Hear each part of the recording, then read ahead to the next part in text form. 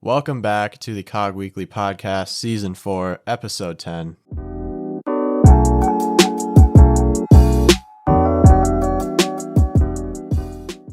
Yes, we are back, and we are so excited for this episode in Episode 10.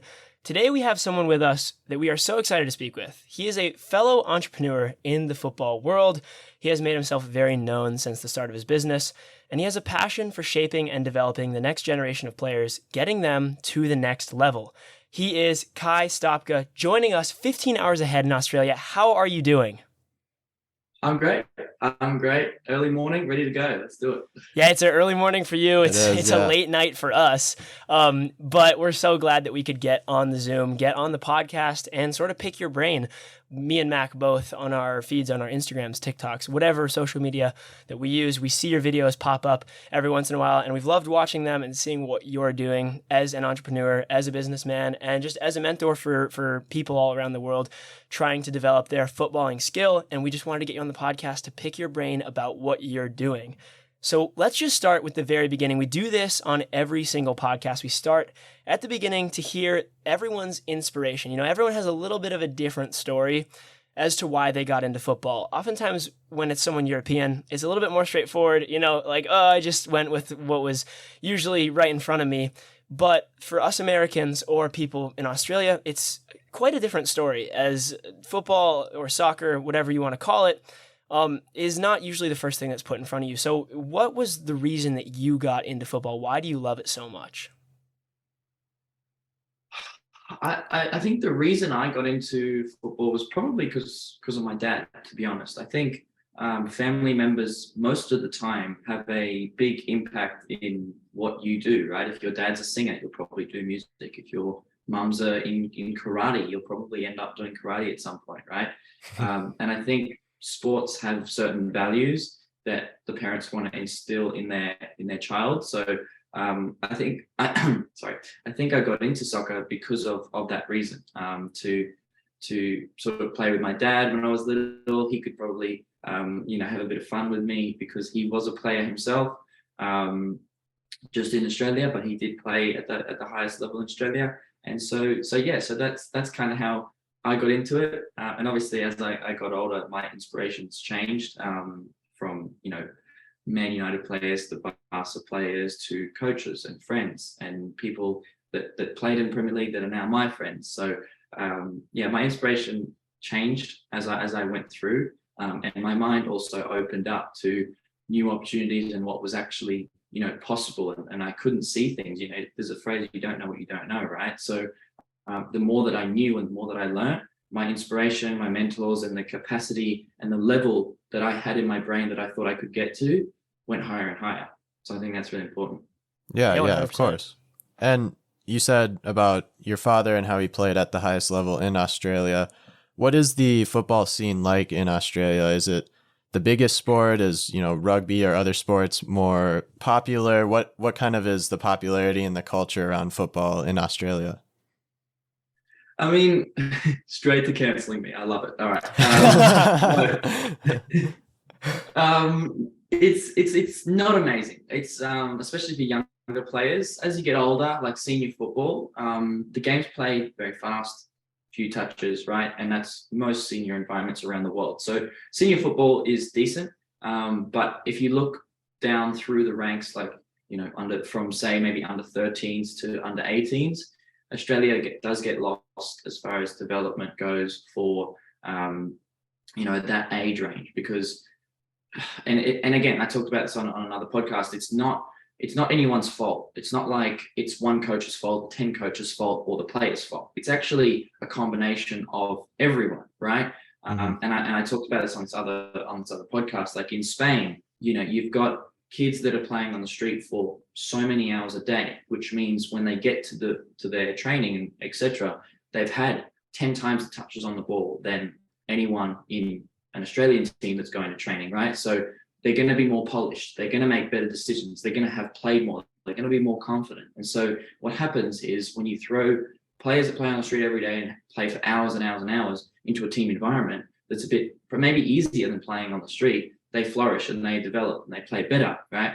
And so with better players, you need better coaches, or the coaches develop because you've got better players, and the coaches have to figure out, better tech. Because at the end of the day, it gets to a point in football, and you guys might know this, that dribbling, using your pace, etc., doesn't get you any further, right? Because the defenders are too good. The positional player, the other side, other team is too good. The formation, that you can't just go out there and do what you want, right? Unless you Neymar, Messi, Ronaldo. So you have to, with coaching, it becomes a sense of you have to learn how to be a master, like with tactics, and get your players to move in certain ways to create spaces for other players to exploit. And it's purely a cause of a problem of both the players and the coaches in Australia, that neither all have gotten to a high enough level at that younger age where the coaches can recognize that they need to adapt and be better, and to open up spaces, and like they do in Europe. And the players haven't got that either, because on the weekend, they're not playing against the same quality as they would be in Spain, right?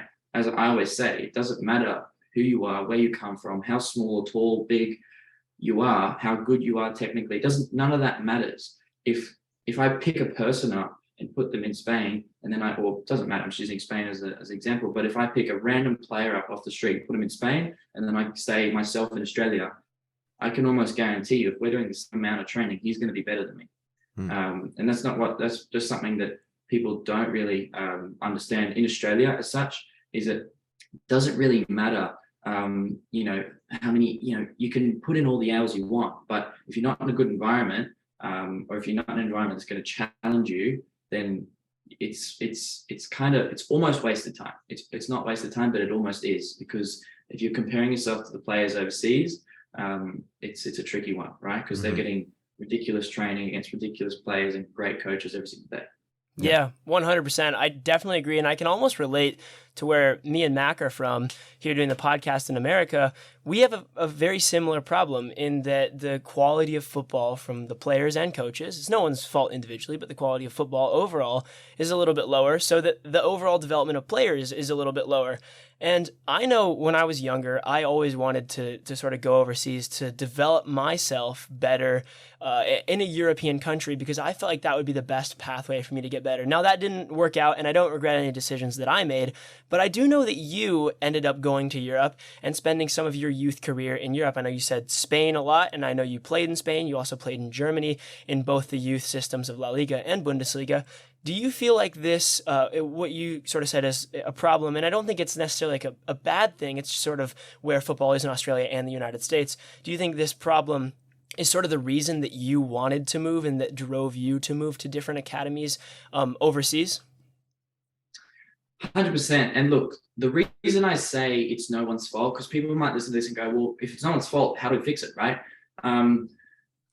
That how do we fix it question is a whole other question I could go on for hours for, right? But I just want to touch on this, and it's like, you can have, and where I played in Queensland was a club called Brisbane City for a period of time, and I won't say the guy's name, but he was a really good coach, right? Very good coach, helped me a lot, moved me around across the field, and put me into some good positions to learn, and he was a great coach, right?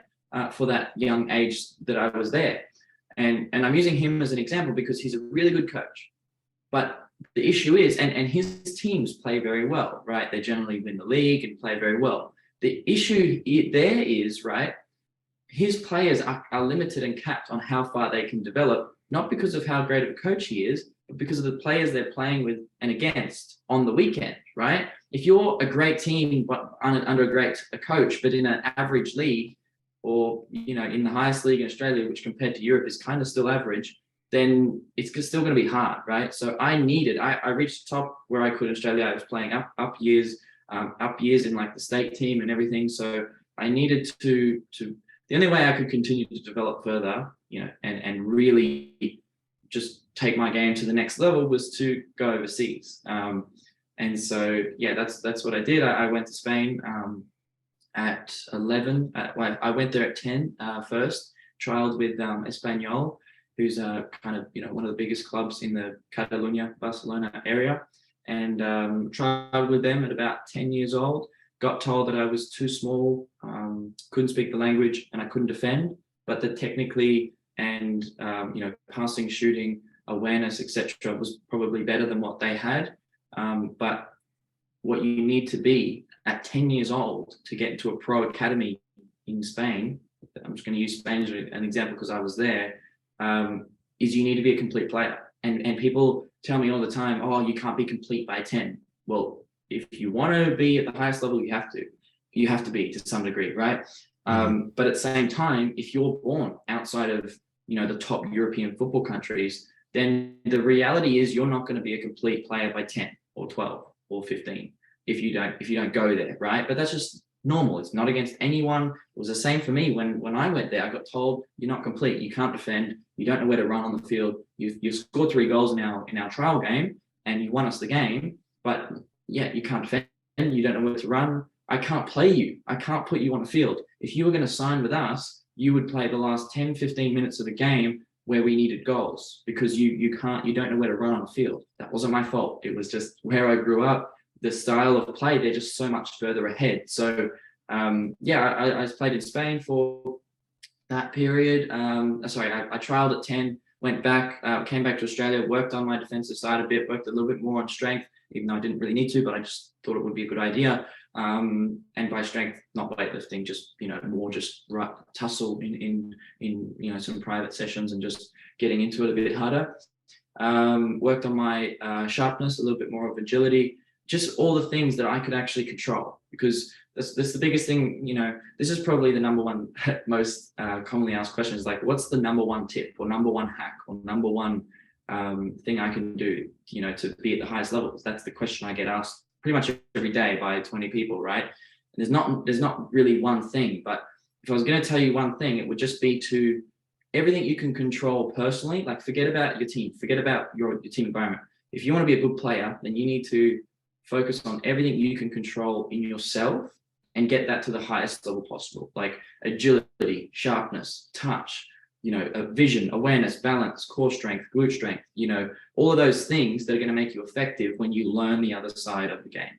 And I'm glad I get a chance to say that now publicly and get that out there, because my fingers are going numb the amount of times I reply to those messages. But anyway, after that, I went back to Spain. I got into like a mid-table team. I was going to go back to Espanyol, but change of directors happened. They didn't know who I was. They didn't want me to trial after that. Being this random kid from Australia. It was also during the times where Barca were having issues with bringing in players from overseas. So all the pro clubs were a little bit sheepish about bringing foreigners in, especially at 10, 11, 12. So I went to a mid-table team in like the 3rd division, Espanyol playing in the Youth La Liga. So I dropped 2 leagues, had a good coach who did look after me because he saw I was young and small and from the other side of the world. So he took care of me. And the next season I played in what's called there the División de Honor, which is the Youth La Liga, if we put it in English terms, kind of thing. And so I played there in that same club. So we jumped from the next year, the next age group up, did play in the Youth La Liga. So basically, what I did there after 1 year of being in Spain, just for reference, is the league I played in the 3rd division. There was probably 32 groups, right?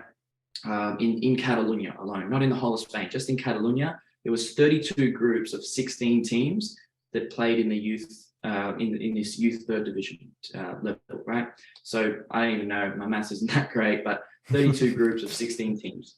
I don't know, it's probably into hundreds of thousands of players, right? Yeah. And so what I did there was, in 1 year, whilst doing my extra work at home and learning and obsessing about the tactics, where to run, how to move, how to defend off the ball, and learn their style of play, I jumped from a 3rd division with 32 groups of 16 teams, hundreds of thousands of players, to a league of one group of 16 teams, which were all the best teams in the country, essentially. So that was a massive, massive jump for me at that time. But again, I did what I always did, and I was sacrificing being away from my family. So I just had to do it. There was no, you can't do it, you shouldn't do it, whatever. It was, you're in this environment now, you've got to perform, you've got to actually do it. This is your life. And when you're in it, it just feels normal. So you have to figure out a way. So I actually had a pretty insane preseason, scored a lot of goals. And then throughout the year, obviously there's challenges, right? I'm not going to sit here and say I played 90 minutes every game. We had a squad of, I don't even know, maybe 26, 27 players at 12 years old, right? So that means almost, minimum two players for every position, and 4 players didn't even get put in the squad every weekend. So luckily that didn't happen to me too many times, but played more than enough, considering what I would deserve to play coming from where I came from. Scored a bunch of goals, played against Barca, hit the post, played against them a few times, 3-4 times. And that was my first year at the top.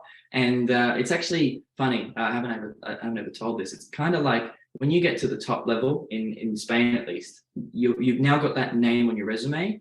You're in the group. It's like you're in the boys club, right? So after that, it's very hard to drop back down. Like if there's 2 players that are equally as good, but one's played there previously in the Youth La Liga, probably going to take him, right? So after that, it was all up from there. I was at like a mid-table team, and I signed for a club called Gabá, who was a top. They came 4th under, so it was like Barca, Espanyol, Dam, which is a massive team in Spain, and then these guys, and then Girona, who's now a Youth La Liga team, came 5th. So it was a big season, and that was a massive club to then go and sign for, which I was super appreciative and happy to do.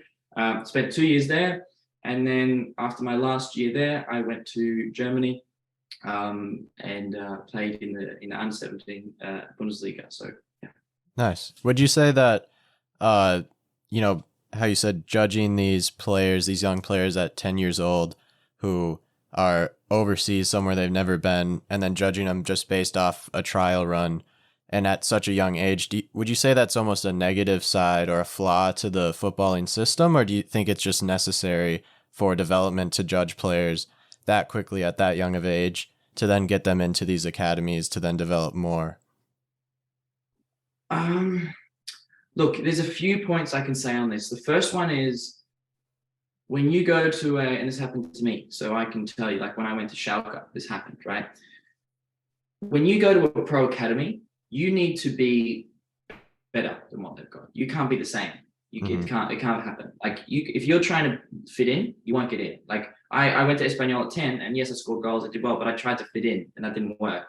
And so as a foreign player, especially as a foreign player, because they have to put their neck out on the line for you with registration. They have to make sure you're safe. Like there's a lot of things that go into bringing a foreign player in that no one really talks about. So for you to actually get a chance at a pro club coming from another country, you have to be better than what they've got. And so it's hard to show that you're better than what they've got in 2 sessions or 5 sessions. Exactly. So some clubs have you for a preseason or for 3 or 4 weeks. And to be honest, honestly, I'm probably on the side of the fence where I think 3 or 4 weeks is enough to prove yourself.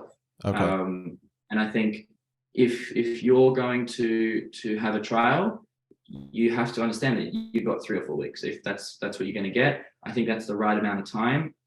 Because in 3 or 4 weeks, what you do 3 sessions a week, it's X amount of, like 12, 16 sessions, whatever it is.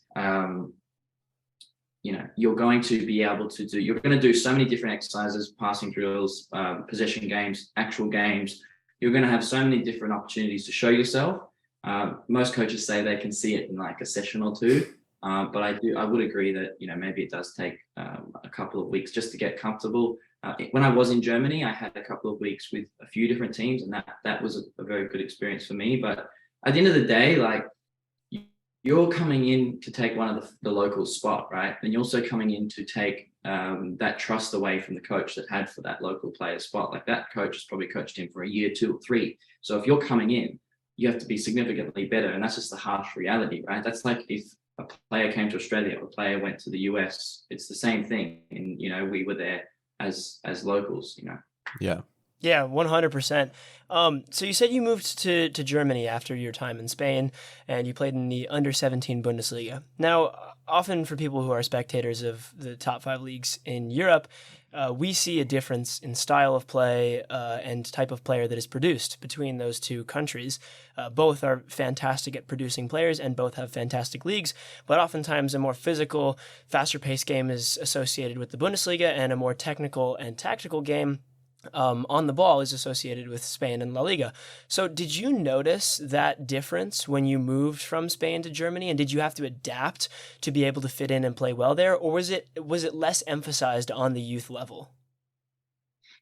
I think because I played like at the highest level in Spain and I was competing against some of the best players like in the world for our age group, when I went to Germany, my style of how the Spanish played actually was an asset to me. It was an asset and it was a curse. It was whatever that saying is, right? It was at first players didn't really know how to play with me because like so the way I sort of frame it for anyone that sort of hasn't been there is Spain is standalone. They're their own thing. They play their own way. Germany is probably a mixture of Spain and the UK. And then I'd say the UK it just varies, right? It varies from club to club that you go to how they play, right? But the Spanish play a very, very particular way. And to be honest, it's a tough one to talk. It's a tough one to explain because I've had even Spanish players come to Australia and go, wow, it's so like physical. You know, there's so much running here in Australia. And I go, yeah, if you think about it, there actually is, because in Spain, the way they play is it's just get it, play it, move. You move off the ball, right? You don't move with the ball. Whereas Germany, England, maybe, and Australia is a lot more dribbling. People like to say, how do I improve my dribbling? Don't think you really need to, right? At sort of the semi-pro amateur level, people try to run with the ball, move, you know, and it is perceived as more fast, more physical. But I would agree, and I think long term we'll see this, the more that the Spanish teams get more money, etc. I think and you can clip this, and I want someone to clip this in, like a Gary Vee moment.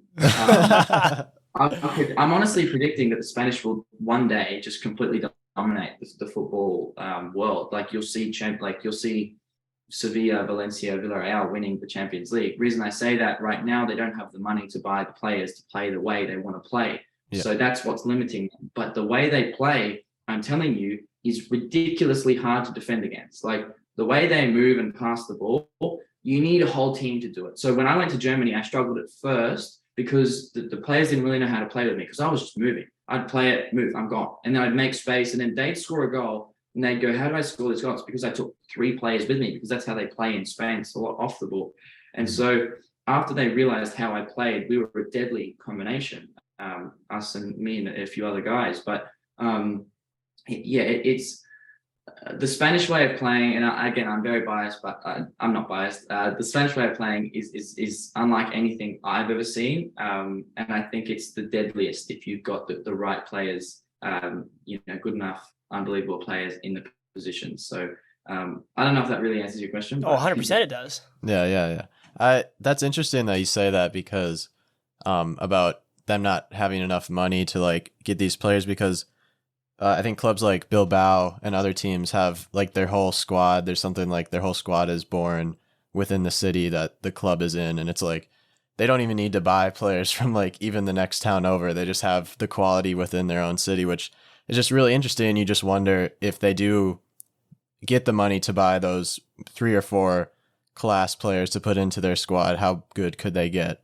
So you get to all these clubs and you get this experience playing in Europe and all this knowledge about these academies. But when did that kind of switch from a playing career to then looking at the business side of it and you looking to start your own business? Where was that career switch and that path for you, and how'd that happen? Yeah, so it's I've done so many Instagram lives, TikTok lives, few podcasts, so I don't really know to what degree and in depth I've gone into how this all began, but maybe I set the record straight right here and right now. It's when I was in Germany, COVID hit, right? COVID became this big thing, and it was just as season was ending, COVID was like scary, right? And so I came back to Australia. I'm in Australia, unable to go back because now this whole, C19 thing, I hope that didn't get demonetized for you guys because, I said the wrong word. We're good. Yeah, I'll say C19 because I don't think they picked that up. Anyway, after that whole thing came about, I found myself like completely lost, right? And that wasn't the end or the beginning of it. I actually had a spine injury. I had a sort of a pretty scary accident, which fractured sort of three parts of my lumbar spine. So the two on my right, one on my left. I had like bleeding up my spine. I had, the whole 9 yards. And basically, the doctor said you won't run for a year, you won't play football for almost 2, right? I ended up coming back within a year and 3 months or something to playing matches again, which was very recent. But the whole idea for Nexlevel sprouted from like literally the worst point of my life, like seriously depressed, seriously mentally ill. And yeah, if my family watching this, they'll probably know, like there was a lot of nights, at the kitchen bench, crying and tears, and my life's over. It was over. Not only could I not train or play, or could I go back overseas, because I had some professional clubs lined up back in Spain. That was going to be my make or break time. That was going to be me at 18 in the doorstep of, some Spanish teams that you and I know. And that was going to be me. I was going to be a pro footballer. And C19 plus 2.5 sort of year stint with the injury was, from 17 to 16.5 to 18.5, 2 years of nothing. That was the most crucial point of my life, and it was gone, right? And so I missed those 2-3 years. And to be honest, like I'm playing now, and I'm on the path to trying to do something here in Australia at the moment, and then eventually move back overseas. But I'm back and I'm all good now. But honestly, I thought my career was over. It was done. There was no chance in my mind that I was ever going to play again, because I'm going to have 2 years off, and it's how am I ever going to come back from 2 years off, right? So for me, it was done. And I started, doing naughty things and hanging out with the wrong people, and, getting violent, doing all that stupid, stuff that people do when they're hurting, right? And depressed. So I got a job in a kitchen chopping vegetables from 4 a.m. in the morning to 2 p.m. in the afternoon. I would go home, I'd sleep all afternoon, wake up, go out, be reckless on the roads, just do stupid stuff, and then come home, go to sleep, get up, go to work in the morning. And that was my life. And I used to have to wear a metal brace on my upper body so I could stand up all day and chop these vegetables to make a bit of money. So essentially in 3 to 4 months, I went from, and by the way, in Germany, if you're a Bundesliga player, like you are God, like the whole town knows who you are. There's people wanting, photos, like it's you, especially as a foreigner, right? So you're like, everyone idolizes you if you're in Bundesliga. I met a lady here actually, yesterday, who is from Germany, and she asked me, how I knew German. I said, I played the Bundesliga. She's like, oh wow. And that was actually last night. And so it shows you, like, everyone idolizes that there. So I kind of went from being idolized to in a kitchen, and all my old friends were nowhere to be found, nowhere to be seen. All the people that wanted photos of me now didn't even, like, they were gone. I was in a kitchen with rotten avocados in my hand. So very descriptive I am. No, it's a picture that people need. Yeah. It's the picture. So I just want to paint, like, and you can title the podcast like from admired to avocado or something. Perfect. Yeah, we're gonna steal that. So the way I started Nexlevel was, I realized during that, like, I didn't want to know about football. Football was done. I was gone. I was lost. I was, going down a very sad, wrong path, very scary path, and football's done. So I had so many people sort of, as I went on and people found out that I was injured and didn't see me posting anything on Instagram. So I was like, what's happening? What are you doing? And then I had this one phone call, which was from a mentor of mine, who Danny Tiato played for Man City. And he said to me, Kye, I need you to come up with a program or something for my son, the one that you did at home, to get to a level where you went overseas, because I want to take my son overseas eventually. and I need him to do this work so that he can get the basics down pat and be, technically sound, both feet, can shoot, score, whatever, like you were. Then we've got to learn the other stuff when we get over there. So to me, that was like, I wouldn't have done it if anyone else asked me. The only reason I did it is because he asked me, and he's helped me a lot, right? And so it was like my way of giving back to him and saying thank you for everything you've done for me. So I came up with a little program, sent it to him, and his son did it, right? Again, working in the kitchen, depressed, don't want to know. You do it, it'll work. I know it works, so you do it. I don't want to know. Here's the thing. Did it, and about 3 to 4 months go by, and I start getting random phone calls from mum number 1, dad number 2, mum number 3. Hey, Danny Tiato coaches my son in their team. His son's doing a program. He's like improved out of this world. I want my son to do it. Can you coach my son? And I'm like, no, sorry, I don't do coaching. I'm depressed. Leave me alone. Like, I didn't want to know. And so after the 7th phone call, I realized I had to do something. And my dad was really the one, few people, my grandparents and my mom and dad, it kind of like pushed me to start a business, because my mom and dad have their business. They build houses for people.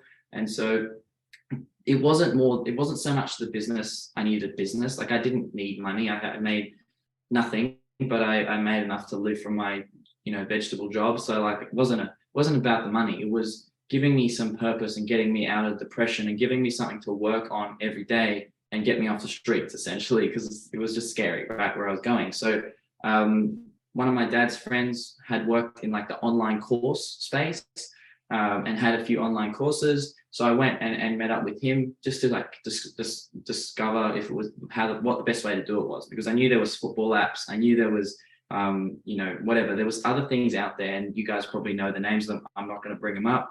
And I don't want to dampen no cross right promotions now, here. Yeah, no. What? No cross promotions here.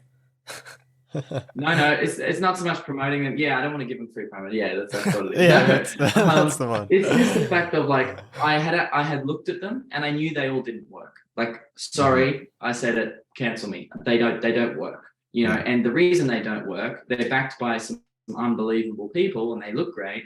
They don't work because there's no incentive. There's no reason for the player to do it. There's no motivation. There's no story. There's no emotion behind do this work and you'll play here, or you'll do this, or you'll have a better chance. It's just, hey, here's some exercises. Here's 645,000 exercises for $38 a month. So anyway, that's enough I'm gonna say about that. But it gets me really wound up that so many people out there, and it affects me. Like, I get so many messages from people asking me, like, not only is this a scam, but like, there's other things out there that I've bought and paid for, not naming names, but I could, that don't work, and now I'm scared to do this course because I'm like, is this not going to work as well? And I created this course purely because I saw the need for something that actually gets you results every single time as long as you do it. And so I created this thing, which is like, essentially, I needed a name. That was a pretty interesting conversation of like, what do we call this thing? And Nexlevel Soccer was like one of the top 3, and I ended up going with that because it doesn't matter if you're playing at the highest level in Europe or if you're just starting out. The program will take you to the next level because it's backed and enforced by repetition. You can do it at home. You don't need to have a car. You don't need to drive to any field. You don't need any cones. You just need a ball. And again, just want to disclaimer, it's not ball mastery.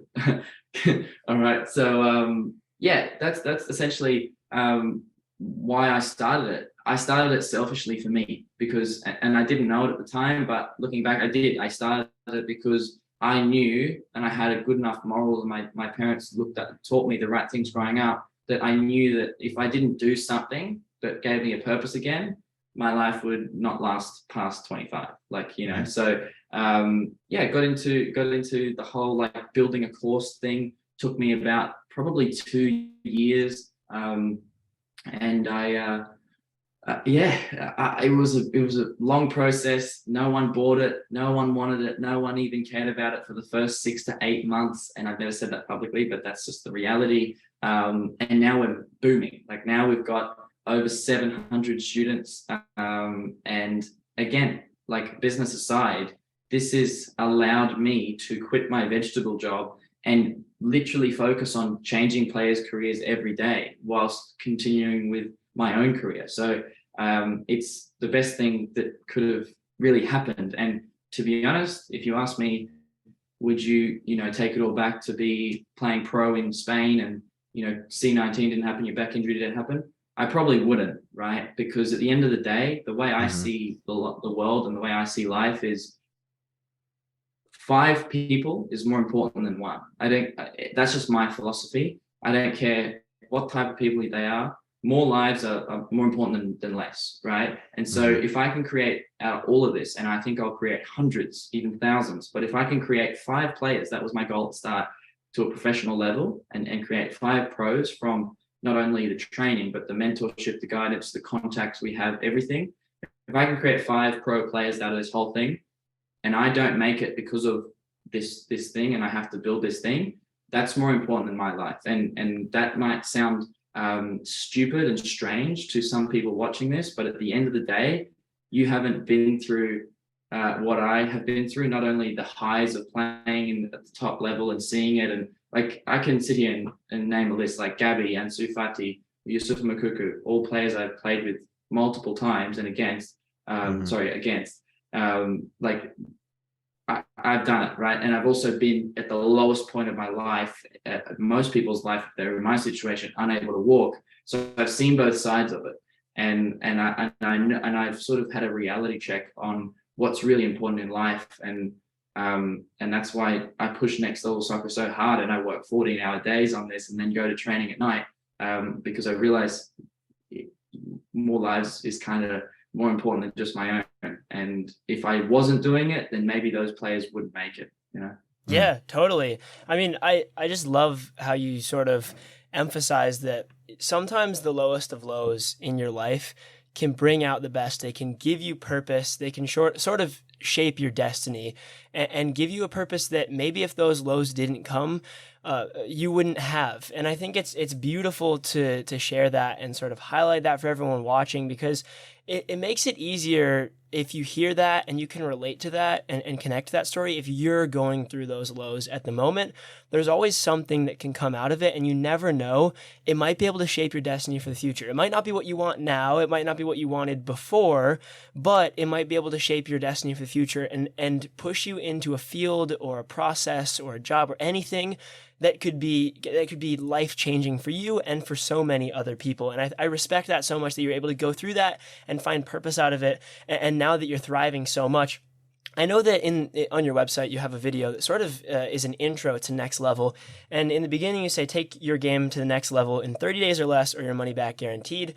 I was just wondering, and like I've heard like you were saying, a lot of other sites that do things that maybe don't work as much, or that might work, but it's like ball mastery. I see ball mastery so much. I know you said that word, but there are things that might not work. So I was wondering, you are obviously so confident about your idea, and I love that. I was wondering, could you just explain to me and Mac a little bit, and everyone listening, sort of what the secret sauce to your plans and to your mentorship is compared to these other like things that people can go to? Because I'm a football player, Mac plays, and a lot of people who listen play, and I'm sure that they'd love to not only possibly join your school of thought and everything like that, but also just take something from this and apply it to their game that might be different than what they're getting normally.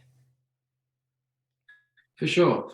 Now, there's a few points, and I'm pretty awake and switched on, so I hope I can remember all of them. There's a few points in my head right now that I need to smash. And the first one out of all of it, and the reason, aside from the training, right, I could be teaching you how to make fairy floss, and you will improve as a footballer for what I'm about to say right now, right? Do you know what fairy floss is?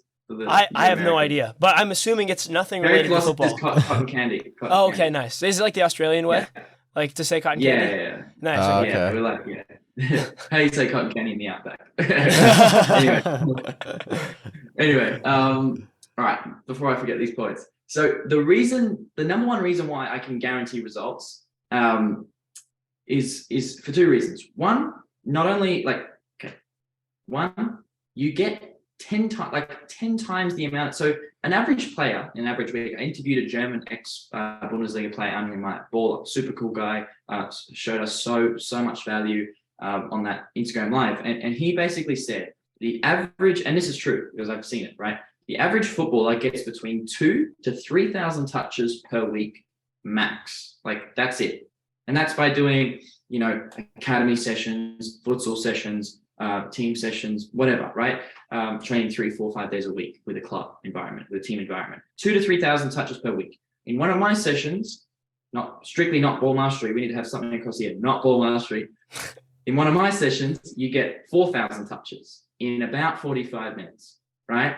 So now in 45 minutes, you've gotten almost double the amount of touches you're getting in a whole week before, right? So if you do 3 sessions of this a week, you're getting 10 times the touches every single week than you were before. So if you do that consistently for 3-4 weeks, 30 days, a whole month, you've got 40 times the amount of touches in that month than you did from the month before. So if you've got 40 times the amount of time on the ball, touches on the ball than the month before, don't you think you'll see a 2x, 3x improvement on the month before? Oh, 100%. I definitely think you would. But the reason it's so drastic, the reason you see on my Instagram, this is the best money I've ever sent, changed my life, changed your career, whatever, the messages from players, the reason you see that is because of the significant jump. Sometimes we have players that join that do extra work with one-on-one coach or even do work at home that are getting 5,000, 6,000, 7,000 touch range, right? And that have a great improvement, but not the, A to Z improvement, right? So it's about going to your next level. And it's kind of like, how would you say it? Oh, I've had like a brain fart there. Anyway, it's kind of, sorry. It's, it doesn't matter what level you are, you will have a significant jump in your ability within a month because of the amount of time and the amount of touches that will increase. The ones that already are getting 5,000 to 6,000 touches, if there's a player watching this that thinks, look, I already do at-home training, either with my window or a wall or some cones or a ladder, whatever at home, I'm doing extra touches. The ones that join that are already doing that, getting 6,000, 7,000 a week, we not only do we increase that because our training gets you the most possible, but we improve the quality of your training. Like there's things that you're doing that you don't know you're doing that you need to either improve on or stop. And we fix that. We say don't do this, do that. Just focus on that. Right. That's the training side, and that's the math or the logic behind why the training works. But the real reason that this works more than anything, as I said, I could teach you how to make fairy floss and your football will improve, is because it's an online course. It's not a app where there's 175 videos and you don't know which one to watch first and you get lost and bored and then you fall asleep. It's a step-by-step sequence inside the course. And I spent 2 years planning every single video in the course in order so that you're watching the movie, you're seeing the film, you're watching the documentary and it's slowly programming your brain to think a certain way by the time you get to the training, and then you're motivated and you smash it. And again, call me out, message me. If you're a student that's not motivated, message me, please. But I'm going to say here publicly that 99% of the students that do this work, doesn't matter your life situation, if you were motivated or not motivated before, you will do this work because of the way I frame it in the course and because I show you examples of 5, 6 players before this course even came out that have done this work for all different periods of time and their results. And that makes you believe that it's possible. As I said this at the start of the podcast, it's super important. When I had different inspirations as I leveled up and I got better in life, because my mind started to show me and tell me that I could do bigger and better things. So I started looking up to bigger and bigger people, right? So in this course, the reason it works so much, aside from the training and the math, and it makes sense, is because we make you believe that it's possible. And we show you how it's possible. We just make you, it's not like, oh, believe me. It's we show you results, people, this time frame, that time frame. And if you don't do it, we kind of created a kind of way of like, not so much, maybe FOMO is the wrong word, but like we kind of set it up as if you've now seen all the results, you know my story, you know how I did it. It's simple, it's obvious, it's proven. You just got to follow the same steps. If you don't do it, then you're going to get left behind, because not only is our student base growing and our students are going to, do the work and rise to the top of the pile, but it basically makes you feel, if you watch the whole course up until the training modules, it makes you feel like if you don't do it, then you're going to get left behind, or you're just wasting your career away, not taking advantage of the right training and getting the right amount of touches and the quality that you need to go to the highest level. So it's like, why would you play at all if you can't be great, or unless you want to have fun? And so that's the reason it works. And that's the reason all those other things, not saying any names, don't work, is because they don't make you feel anything. They don't make you understand that you actually have to do this. And they don't prove it to you, and they don't, there's no doubt in any player's mind when they're starting this training that it's going to work for them. So they actually do it. That's the thing. These apps, you don't actually do the training because you don't know why you're doing the training. I get so passionate about this because I've never talked about this publicly, because I'm always tippy-toeing around talking badly about other people. And I don't believe that's the way. I don't think that's the way forward. It's just like I do my own thing, and people will realize one day that it works. And I think that day is slowly approaching, So or is that, the Instagram, like I literally, guys, like just between you and me, I have so many testimonials and messages and DMs that I have to post, talking about the course, all piled up, that I don't want to post like 100 a day. So I'm kind of like releasing them slowly. But that's kind of the two reasons. And that's something I've never touched on any other podcast before, about like why it actually works. And obviously you've got like our contacts at the end, because when I was sitting down creating the course, I realized that I kind of had three things that separated me from everyone. I had mentors, guidance, that side to tell me what not to do, what to do, because another big issue in football is players doing too much of what they shouldn't do. You join the course, it's like, don't even focus on any of that stuff. Just do this and you'll improve at the fastest rate possible. Second thing is the training. I had, the best coaches, really. Like when I went overseas, the best coaches. The warm-up inside of Nexlevel is the exact warm-up I did in the Youth La Liga. Every session, it's the same warm-up. You can do it at home in a small space. Just little hacks like that. And then obviously the whole other side of it, which is super simple. It's one session. You do it 3 times a week at home. You'll become a standout. It's impossible not to over time. And then the third part is my contacts, because I realized if people have my guidance and mentorship and everything that I learned, and without the mistakes, plus they have the training, now all of a sudden they're going to be super mentally strong and to a high enough level to where they're going to be good enough. And it's funny, some of my students, obviously we're still very new since launching, but some of my students now are coming to the stage, shout out Jake Archer, to where their biggest problem with their football career is finding an environment to play in that's challenging enough for them. And I know that sounds hilarious, but like that's their biggest problem, especially kids in Australia or the US, is like we've got some students that are at the highest level in their country for their age, and some even playing a couple of years up, and it's still not challenging enough for them. And that was my goal. If I can get you to that level, that's what I want to do. I don't want to make players pro, because to be a pro, you need so many, there's luck, there's no injuries, there's a coach that actually likes you, that puts you on the right day where someone's watching. So many, My thing is I will get you to a level to where you're good enough to go to a pro academy and try it. You're going to need the contacts though. So the contacts is the third section of the course, and it's like the full pathway. So we make you believe that it's possible. You do the work, you see your results visibly on camera, and then you keep working until you're ready with your family to either stay in your own country or go overseas, use the contacts, and kind of have the full pathway. So I hope that kind of makes a bit more sense as to why I think my what I said before about like 5 people being more important than just me, right? I know this works. It works. It worked for me. It works for everyone, right? If you do the work. Again, cat phrase, if you do the work, right? Yeah. So with that understanding of knowing that it works, I would be crazy not to push this so hard and work every day, 14 hours a day, not to get it out into everyone's hands possible, to create just 5. Just 5. That's it, yeah. So, yeah. I hope that clip was out of in context before I said that. But anyway, we'll keep moving. Yeah. Bro, guys, see the OCD. I've got severe OCD. Like everything has to be perfect. But anyway, yeah. No, you're good. And I'm curious how much the whole like plan and program has changed from your first draft, say with the one kid or the first couple that you've done? How much has it changed from then till now? And how many people have been there to help you like craft this perfect program step by step? Or has it been mostly the same from what you did individually way back when?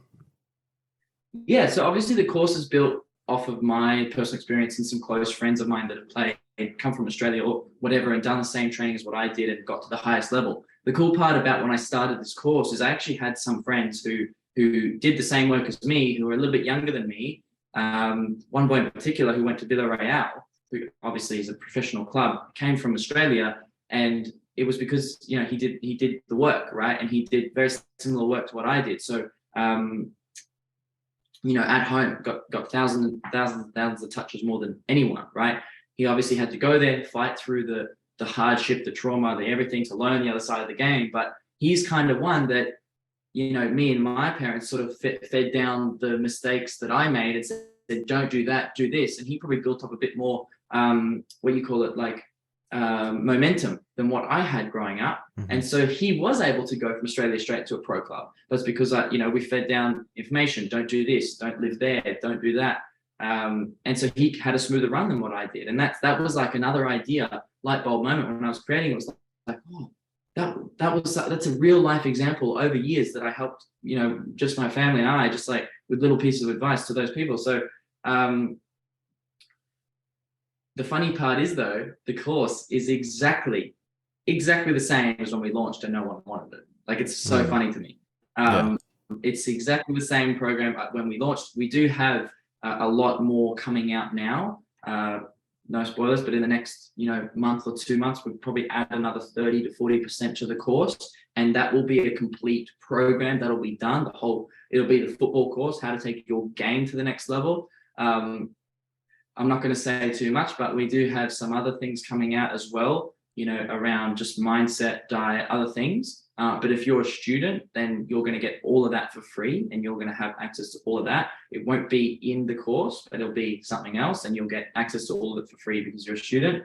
And those will be like separate things. So if a player wants to learn purely about mindset and etc., then they go to this thing, right?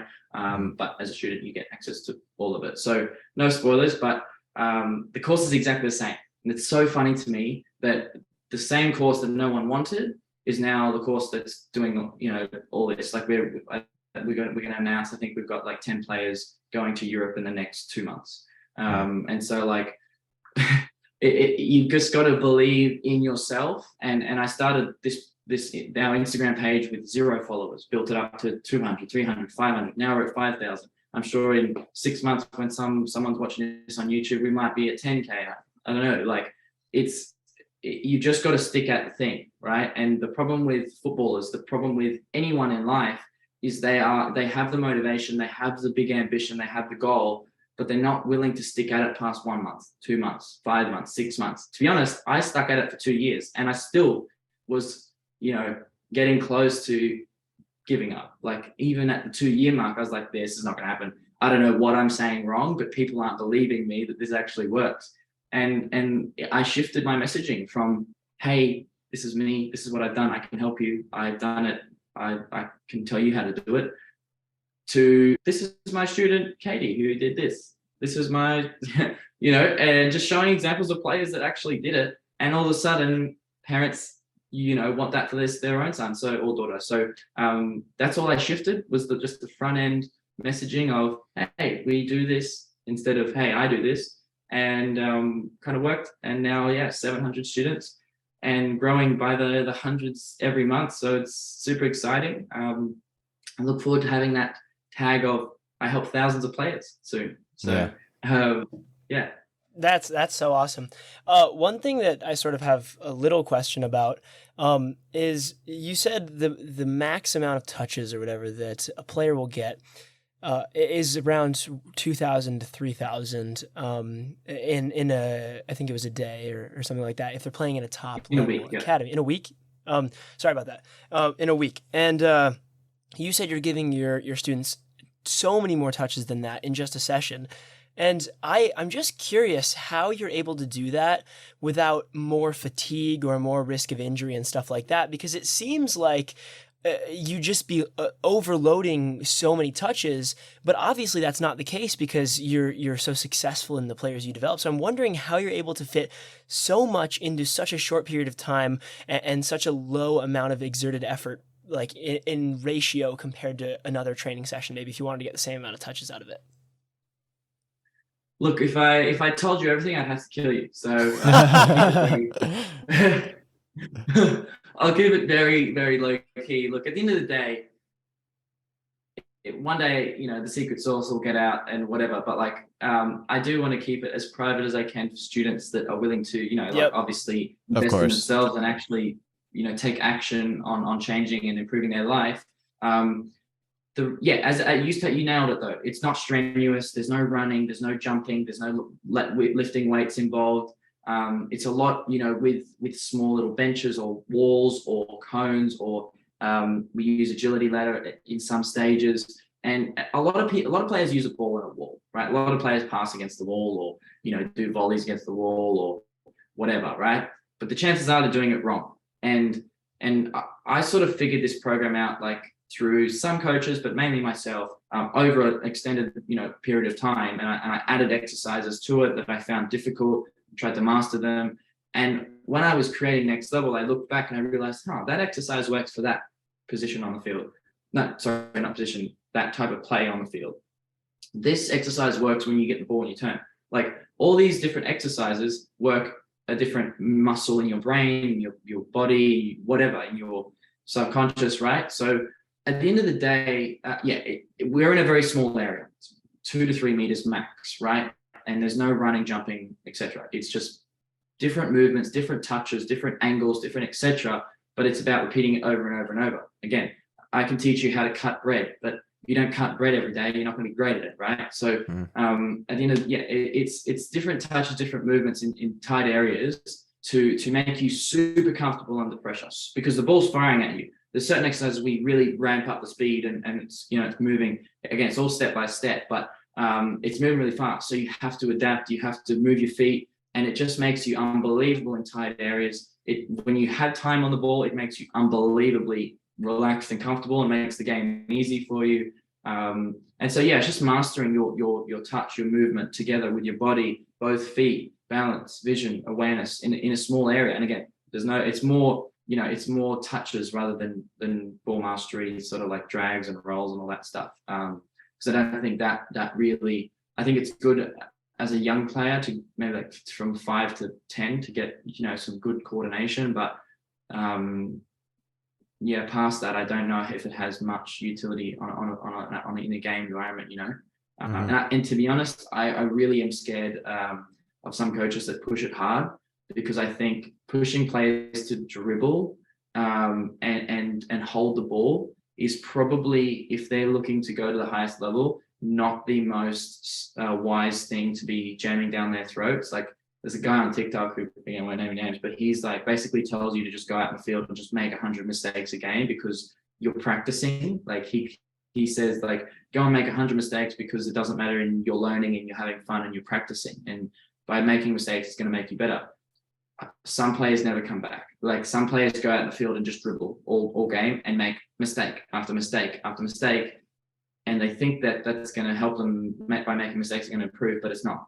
It's just going to keep them in a spiral of making mistakes and building habit of making mistakes and being unreliable for a coach. Eventually they won't play. So this guy's got a pretty cult following, but some of the stuff he says is like, I'd be a little bit careful, because at the highest level in Europe, you don't play if you lose the ball. Like you just don't play. If you lose the ball, you don't play. So I just kind of want to prepare players a little bit for that, because if they're getting told by, again, there's a lot of misinformation out there. Like if they're getting told to make mistakes and have fun and be confident and try things, like yes, try things, but don't lose the ball. Like in Europe, that's what like that. Even for me, when I first got to Spain, that was my biggest thing. It's like, don't lose the ball, can't lose the ball. I don't care if you, because I always wanted to do the fantastic thing, and I did, and I scored goals, but then it would take me 5 or 6 tries at the fantastic thing to score.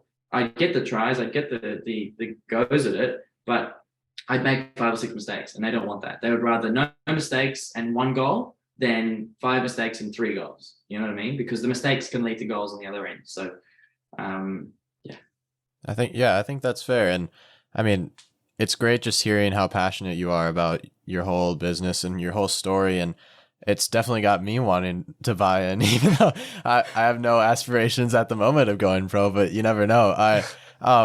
But yeah, I think it's time we move on to the quick fire questions, which are fun, lighthearted, just getting to know little facts about you. The first one is favorite cleats of all time that you've had. I've answered this question. This is a good one.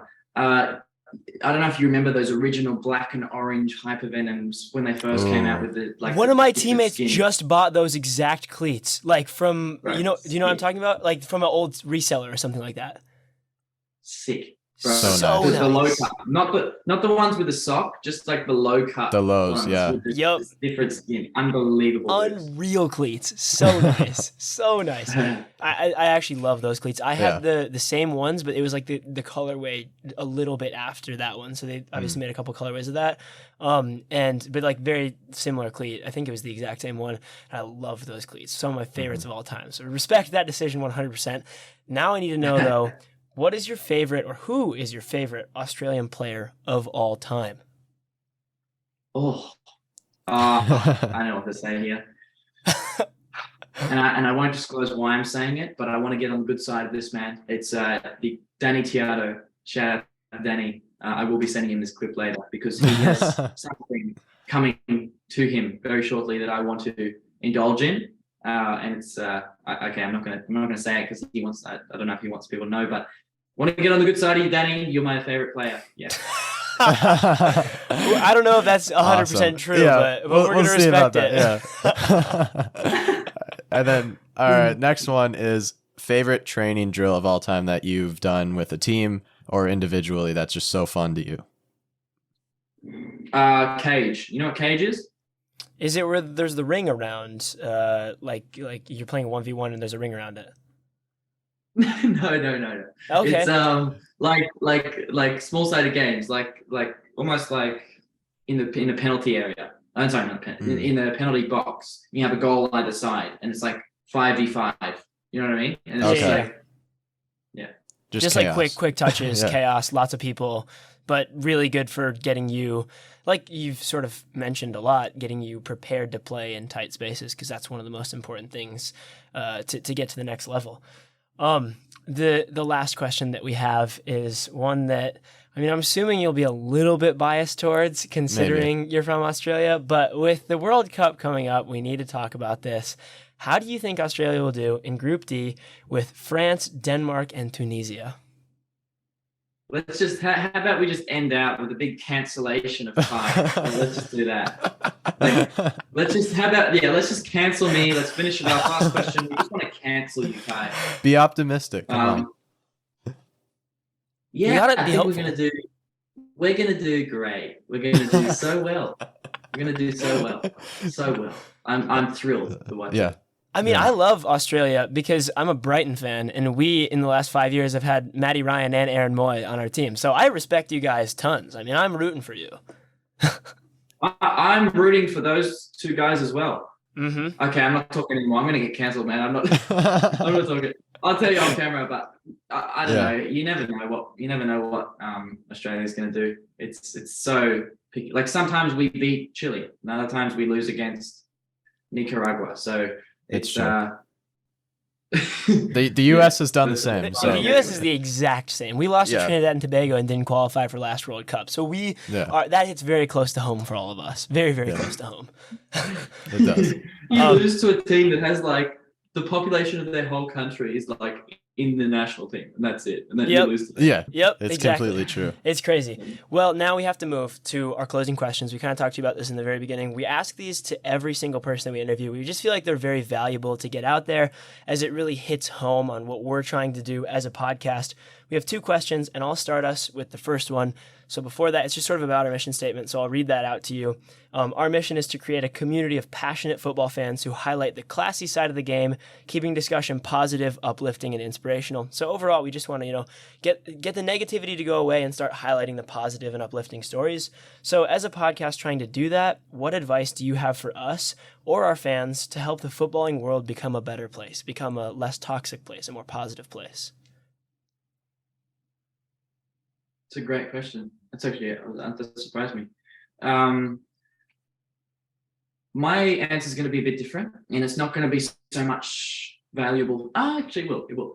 It's going to be very different. My angle is coming from the persistence angle. And if you guys want to have a huge podcast and touch a lot of people and build an audience to then later on use that audience in some way, not use them, but like use it to create something or add more value to their lives, don't stop. Like, I know, I don't know how old you guys are. I'm assuming around my age. The biggest thing that will hold you back is actually is stopping. So like, you might seal a sick interview with some pro that everyone knows, and it might blow up, it might get 20K views, but it's about the next thing you put out. Because in 3 interviews from now, no one's really going to care about the interview you did before. So they will, but my biggest thing is like, since I've got into the online e-learning education space, a great guy I watch is Gary Vee, and he talks about it all the time, is like, you cannot stop. It's a numbers game. You have to put out, before you even think about quitting, you have to put out 500 podcasts. Like, before you even think about, this isn't going to work. And another thing I would say is be hypercritical on your guy's self. Like, obviously it's never going to be 100% perfect every single time or ever. But like, always try to level up, invest in better camera, I'm not like, you guys said it looks great. I'm not saying that, but you know what I mean? Like, invest in mics, invest in cameras. We've got great mics. Like, keep leveling up your game, invest in a set eventually. Like, the more you invest and the better it looks, the more views you're going to get. So like, pump out as much as you can. Like, I switched from, I was posting once a day on Instagram to now I post 3 times a day on TikTok, 3 times on YouTube, twice on Instagram. And we did have another second TikTok account posting 3 times a day in there as well, but that's gone now. So we've only got 1 of each channel, but like, that's the biggest piece of advice I can give you. Not so much on the spreading positivity, because I think you're going to do that. The more people you talk to, the more positive impact you're going to have on players' lives. You're going to do that naturally. But yeah, my advice to you guys would just be, don't stop. Do 500 podcasts, level up your game every time, and before you know it, you'll have 5 cameramen around you. Like, take 2-3 years of your life to obsess about something, and it's unbelievable what can happen. I literally saw a video. I'll send it to you if you want to insert it in this. I found a video on my phone last night in 2020, like August of 2020, exactly 2 years ago from like the other day, came up as like one of those Apple things. And it was me at 3 a.m. on a computer with about 50 pieces of paper of notes that I took down on social media, something to do with social media and like promoting your product or brand or whatever, growing a following. Like, that was me at 3 a.m. 2 years ago, writing those notes. And now all those notes are here. I know them. I can say them at any point of the day. It's like second language to me. So it's amazing where your life can be. 2 years ago, in the video, I literally say, all right, guys, I'm going to bed now. I don't know why I'm making this video, but I think it'll be cool to see in the future. I'm going to bed now because I'm up in 2 hours to chop avocados. Like, I literally say it on this little iPhone video. So I will send that to you guys. Sweet. But it's amazing what can happen in 2 years. Don't stop. Just don't stop. Yeah. Thank you so much. And then lastly, the last question and close out. Why do we play football? Why did you make this program to get players to play football at a high level? What is the point of playing?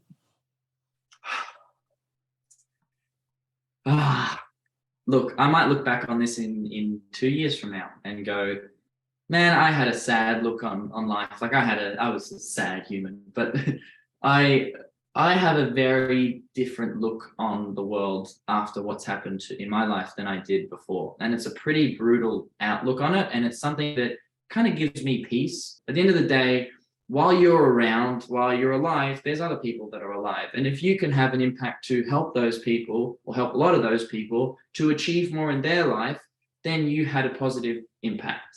And again, there's no written rule to say you should have a positive impact or you shouldn't. But at the end of the day, what else are you going to do? So whilst the whole question of like why we're here and everything isn't answered by some sick scientist out there, for me, it's a case of why do you play football? You play football because you want to, because football was invented to entertain people in the wartime, right? And it's become something much bigger. But at the end of the day, before the wartime, football used to be nothing. Football wasn't a thing once before, right? And now we've got the Guardiolas, the Klopps, these types of coaches that are like taking it to a whole nother level. Like, it's just unbelievable the level of intelligence these guys have for a game that never existed one time. So at the end of the day, it's just, why do we play? Because we want to. And if you don't want to, don't. Like, it's not that serious. A lot of players put so much pressure on themselves as young kids to achieve and make it and be a pro. Why? At the end of the day, and the only reason I can say this, and I'm happy to be here and talk about this, is because I've been at that level. I've seen it. It feels like it doesn't feel any different. You have a few people that want to talk to you because you play at a high level. It doesn't feel, you're just the same person. So you play because you want to play. Don't play if you don't want to play. Like, you know what I mean? And why do I have Next Level? Why do I do it? Because I want to, and I want to help people. And I wasn't unbelievable at school to the point where I could be a doctor. So like, what else am I going to do? You know what I mean? Yeah. But I do have a burning thing inside me that I cannot explain. That is, I want to achieve and I want to help, hundreds of thousands of people if I can. Like, how big can I do it? It's a challenge on myself. But I that whole topic of like, why are we here? Like, does it really matter? Like, just play because you want to play. It's not that deep. Calms me a lot because it allows me to take the pressure off myself and go, the only one that really cares where I get to is me. So therefore, why am I worrying? Yeah. And I know it was a long, you probably want to go and stuff. That was a long question, but I just think it's important. And some people are going to hate what I just said, but at the end of the day, like, it gives me a lot of peace, and that's just my belief, and that's it. So well, 100%. You have to respect it, regardless of if anyone agrees or not. And I think that, I've had a similar, like you said, people don't care as much as you think, and it's more just do it because you love it, do it because you want to do it, because you want to help other people. I've had a similar revelation over the past year with my footballing career and everything else that I do. And I think it's, like you said, it's how you can become successful in anything, because there's going to be extreme highs, there's going to be extreme lows, and it's never going to be a smooth, steady ride to the top. So you're going to have moments where you want to quit, where things aren't going well for you. But if you truly love what you're doing, you truly want to do what you're doing, and you have a purpose behind that, like you said, to help people or whatever that purpose may be, you're gonna push through that. You're going to continue doing it until you get to where you want to go. And I think that's a fantastic way to leave off the podcast. It's just a message that overall I just love spreading to everyone, because what better than to help people? What better than to have an impact on people positively? That's what we're trying to do here. That's what you're trying to do at Next Level. And we love to hear that. Thank you so much for letting us talk to you, Kye. It was an awesome experience for us. It was definitely an awesome experience for everyone who listened through the podcast, who got to take all of that in and take it with them throughout their life and throughout their coming weeks or whatever, and maybe apply it to whatever business they're trying to do or whatever thing they're trying to do. And maybe you'll get a few clients from it. Hopefully you will. I definitely am very interested in it now after I heard your pitch, because I'm still a player and I have things that I want to improve on. So maybe we'll be in touch about that to see if I can get some more information on that. But thank you so much for coming on to the podcast. It was a pleasure to have you. Thank you everyone for listening, and peace.